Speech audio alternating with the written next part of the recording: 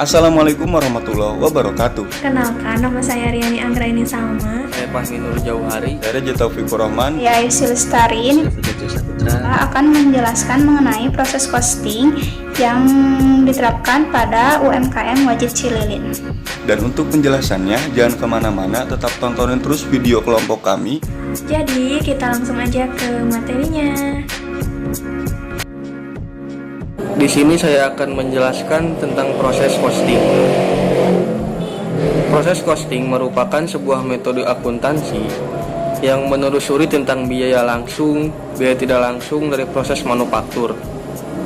Dan untuk definisi dari proses costing adalah metode pengumpulan biaya produksi yang digunakan oleh perusahaan yang mengolah produknya secara massal. Dan proses costing dibagi menjadi 3 karakteristik. Yang pertama, produk yang dihasilkan merupakan produk standar. Dan yang kedua, produk yang dihasilkan dari bulan ke bulan adalah sama. Dan yang ketiga, produk diproduksi secara massal. Kali ini saya akan menjelaskan tentang data usaha Wajib Cililin. Yang pertama ada bahan baku dimasukkan dalam proses, yaitu ada 1000 kg. Lalu selanjutnya ada produk selesai ke gedung produk jadi 800 kg. Lalu ada produk dalam proses, yaitu 200 kg. Selanjutnya ada tingkat penyelesaiannya, biaya bahan bakunya 100%, lalu biaya komersialnya 20%. Biaya produksinya, biaya bahan bakunya 13 juta rupiah, lalu ada biaya tenaga kerja langsungnya 33.600.000 rupiah. Selanjutnya ada biaya overhead pabriknya 27.720.000 rupiah. Untuk penyelesaian kasusnya, yang pertama yaitu gudang bahan baku menyuplai kepada Departemen 1 sebanyak 1000 kg bahan baku, lalu dari Departemen 1 menyuplai kepada gudang produk jadi sebanyak 800 kg bahan baku. Nah, untuk biaya produksinya, yang pertama biaya bahan baku sebesar 13 juta rupiah, biaya tenaga kerja langsung 33.600.000 rupiah, lalu untuk biaya overhead pabrik itu sebesar 27.720.000 rupiah. Nah, untuk produk dalam proses sebanyak 200 kg itu ada biaya bahan baku 100% dan biaya komersial 20%. Selanjutnya adalah menghitung harga pokok produksi per unit. Usaha ini memiliki 3 elemen biaya. Yang pertama yaitu biaya bahan baku dengan biaya produksinya sebesar 13 juta rupiah. Yang kedua adalah biaya tenaga kerja langsung dengan biaya produksinya sebesar 33.600.000 rupiah.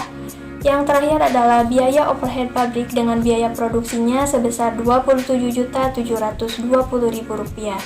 Dan apabila ditotalkan, biaya produksinya menjadi 74.320.000 rupiah. Kemudian, menghitung nilai ekuivalensi, di mana nilai ekuivalensi untuk biaya bahan baku adalah 800 ditambah 200 dikali 100%. 800 ini didapat dari produk yang ditransfer ke gudang produk jadi. 200 ini didapat dari produk yang masih di dalam proses, sedangkan yang 100% ini berasal dari tingkat penyelesaiannya.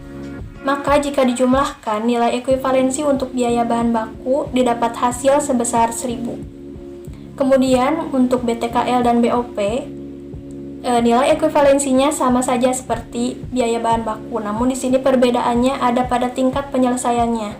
Tingkat penyelesaian untuk biaya tenaga kerja langsung dan BOP yaitu sebesar 20%, sehingga keduanya menghasilkan nilai ekuivalensi sebesar 840. Kemudian adalah menghitung HPP per unit. HPP per unit ini didapat dari biaya produksi dibagi nilai ekuivalensi. Untuk biaya bahan baku, biaya produksinya sebesar 13 juta rupiah dibagi nilai ekuivalensinya yaitu 1000. Sehingga HPP per unitnya adalah 13.000.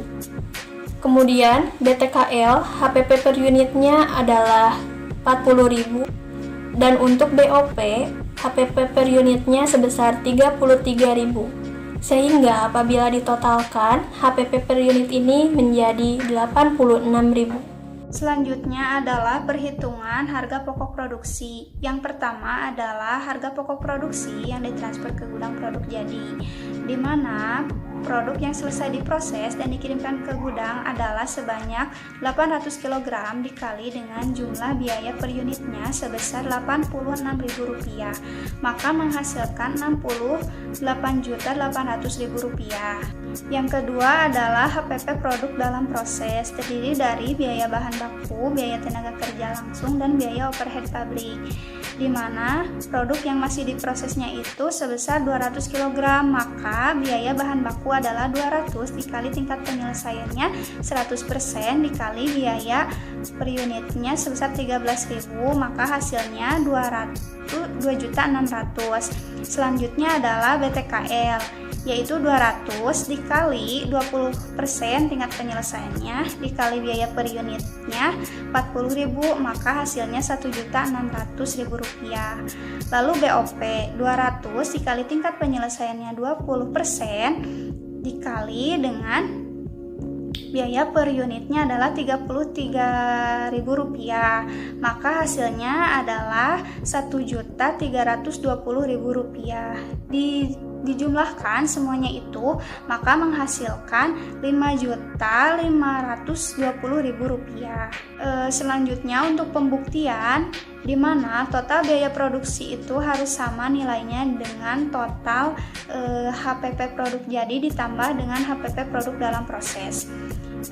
Biaya produksinya itu sebesar Rp74.320.000, sedangkan total HPP produk jadinya itu sebesar Rp68.800.000 ditambah dengan HPP produk dalam prosesnya sebesar Rp5.520.000. Setelah dijumlahkan hasilnya sama, seimbang, yaitu Rp74.320.000.